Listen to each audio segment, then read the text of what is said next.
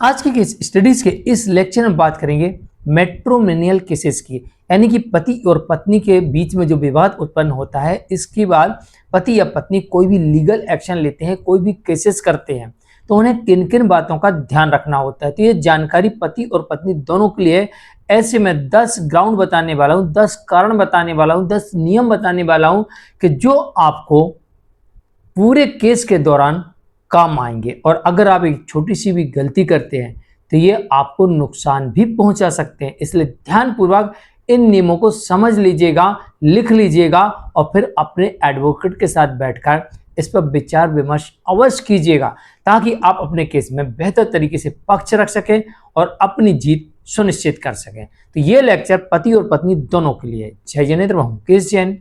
Video को like और share कर दीजिए। और इस तरह के जजमेंट्स का पैकेज पाने के लिए, जिसमें लगभग आपको 200 जजमेंट्स मिलते हैं, अन्य किसी जानकारी के लिए दिए गए नंबर पर आप हमें संपर्क कर सकते हैं। चलिए शुरुआत करते हैं। जहां से पति और पत्नी के बीच में विवाद उत्पन्न होता है, हम वहीं से स्टार्ट करते हैं। तो जहां से विवाद उत्पन्न होना शुरू होता है, वहीं से पति और पत्नी दोनों को सबूत इकट्ठे करना आवश्यक होता है। अब ये सबूत कई तरीके से हो सकते हैं, जैसे शादी की तस्वीरें, वीडियो, ऑफर की रसीद, ऑफर, गिफ्ट, और इसके अलावा रसीदें ट्रांजैक्शन की, बैंक स्टेटमेंट और अन्य रिकॉर्ड्स इसमें शामिल होते हैं। इसके अलावा सबूत के तौर पर चैटिंग के माध्यम से, एसएमएस या चैटिंग के माध्यम से जो बातचीत की गई है, ये कम्युनिकेशन भी बहुत अधिक महत्वपूर्ण होता है। इसमें किस तरीके की बातें कही गई हैं, लेकिन ध्यान रहे चैटिंग के दौरान जो भी आपने कहा, वहां से कहा गया ऐसे शब्दों को आप एडिट नहीं कर सकते, आप डिलीट नहीं कर सकते, अन्यथा वो चैट आपकी कोर्ट निष्क्रिय कर देगी, उसे मानेगी नहीं। ठीक है, तो जैसी है मूल रूप में होना चाहिए। इसके अलावा सोशल मीडिया पर नजर रखें। अगर सोशल मीडिया पर आपके बारे में प्रचार प्रसार किया जाता है और वो झूठा है, तो आप इसे सबूत के तौर पर इकट्ठा रख सकते हैं और इनके विरुद्ध कार्रवाई भी कर सकते हैं। तो ये सबूत इकट्ठे करने। इसके अलावा कॉल डिटेल्स पर भी नजर रखें। तो मोबाइल नंबर भी जानना जरूरी है कि जिसकी आपको कॉल डिटेल निकालनी है। न्यायालय के माध्यम से या पुलिस के माध्यम से आपको कॉल डिटेल्स मिल सकती है। CCTV recording, video recording, audio recording, voice recording, chatting, SMS, ये सारी चीजें एविडेंस के तौर पर काम आ सकती हैं। नंबर 2, हाँ ध्यान रहे कोई भी इलेक्ट्रॉनिक एविडेंस हो मूल रूप में रहे, किसी प्रकार की छेड़छाड़ नहीं होना चाहिए। इस पॉइंट को नोट कर लीजिएगा। नंबर 2, कानून प्रक्रिया में सतर्कता रखें। अब आप कोर्ट जा रहे हैं, केस कर रहे हैं, नोटिस भिजवा रहा है या कोई नोटिस आपको आ रहा है या आपके ऊपर कोई केस है, तो भागे ना, इसके प्रति सजग रहें, अपना सही पक्ष रखें, अपने एडवोकेट के संपर्क में रहें और उनसे बात करें और सही वक्त पर सही निर्णय लें। भागे ना, सतर्कता से इसमें पक्ष रखें। नंबर 3, झूठे आरोपों पर कानूनी जवाब दें। अगर आपके ऊपर नोटिस आया है, आपके विरुद्ध नोटिस भेजा गया है और उसमें झूठे आरोप लगे हैं, तत्काल आप इसका रिप्लाई फाइल करें। आपने मेरे पर झूठे आरोप लगाए, ऐसा नहीं बिस्तर डाल के सो गए तो फंसोगे। अगर एक पत्र लिखा गया, कोई नोटिस नहीं आया, पत्र या एसएमएस लिखा और उसमें आपके ऊपर आरोप लगे और आरोप झूठे, तत्काल आपको उसका विरोध करना है। ये नहीं हाँ मैंने किया था, जो बनता तुझसे कर ले, तो वो कर ही लेगा फिर, क्योंकि आप कबूल कर रहे हो। तो वहां अकड़ नहीं दिखाना, हैकड़ी मत दिखाना, वरना फंस जाओगे। कोई भी आरोप लगाया झूठा है तो आपको तत्काल उस आरोप का जवाब देना है। जैसे कंप्लेंट की, रीइन्वेस्टिगेशन करवा लीजिए। नोटिस आए, रिप्लाई दीजिए। एसएमएस किया, रिप्लाई दीजिए। पत्र लिखा, रिप्लाई कीजिए। ठीक। नंबर 4, अब आपका केस किस तरह का है? मैट्रिमोनियल केसेस है, तो मैट्रिमोनियल के केसेस जो एडवोकेट देखते हैं, आप उन्हीं से संपर्क करिए।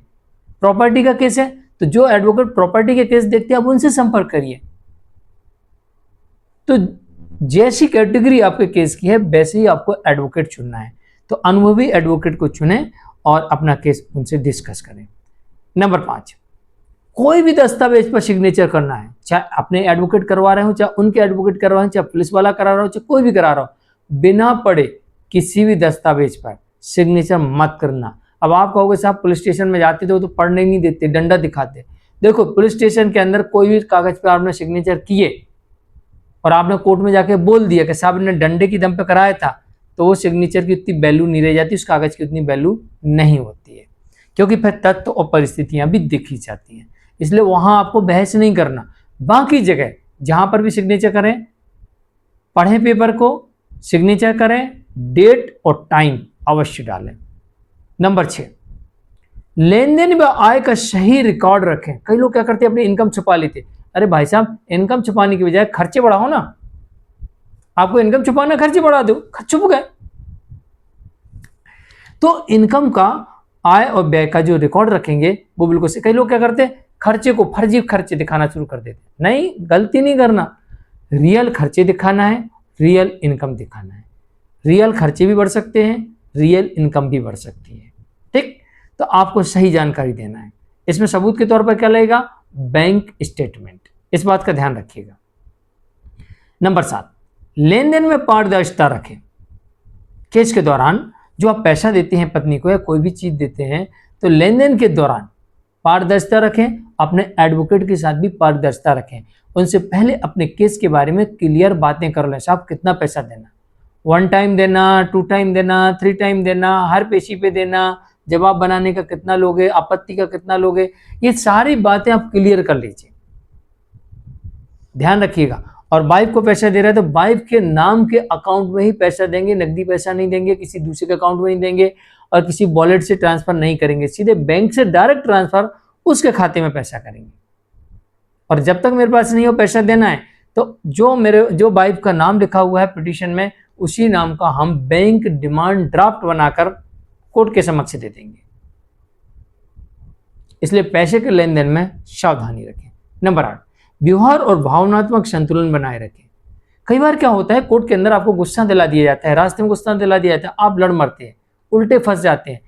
आवेश में नहीं आना, गुस्सा नहीं करना। न्यायालय के अंदर शांतिपूर्ण व्यवहार रखना है, अच्छा व्यवहार रखना है, उकसाने पर नहीं आना है और अच्छा व्यवहार करना, भावनात्मक बातों को समझना है और शांति बनाए रखना है। कहीं पर भी गलत नहीं बोलना है, ना अपने एडवोकेट से, ना उनके एडवोकेट से और ना ही उन लोगों से। अगर वो कुछ कहें तो रिकॉर्ड करो, सबूत के तौर पर कोर्ट में प्रस्तुत करो। ये आपको फायदा देगा। आप लड़ोगे, उल्टा आपको नुकसान देगा। नंबर 9, परिवार की सलाह और गोपनीयता रखें। परिवार के लोग क्या बात कर रहे हैं, किससे बात कर रहे हैं, किसी से नहीं बताना।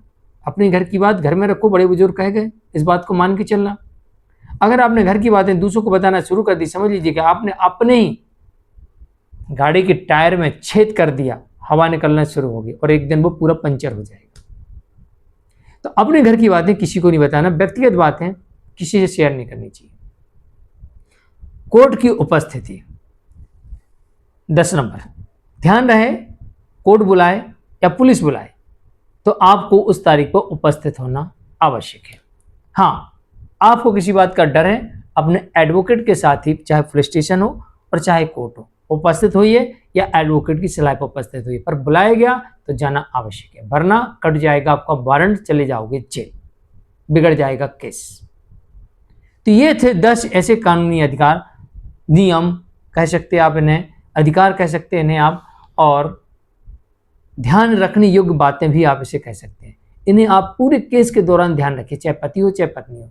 जो चूक करेगा उसे इसका परिणाम भी भुगतना पड़ सकता है। मैं मुकेश जैन, आज के लिए इतना ही। नमस्कार।